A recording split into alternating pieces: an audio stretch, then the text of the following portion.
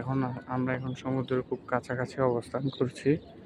তো সকালবেলা আসলে মূলত সমুদ্র পুরাপুরি খালি বলতে পারেন। এখানে বেশ কিছু কবুতর রয়েছে এবং তার পাশাপাশি কিছু মানুষ রয়েছে। তো এখন আমরা যাচ্ছি সামনের দিকে। তো দেখা যাক কি হয়। তো যাচ্ছি। পুরোপুরি একদম নিস্তব্ধ বলা যায়।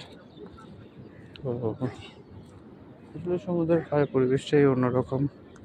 আসলে আপনার মন খুব ভালো হয়ে যাবে। তো আমি এখন মূলত পানির কাছাকাছি যাওয়ার চেষ্টা করছি। তো যাচ্ছি। মানে ওনারা ফুটবল খেলছেন। আহ,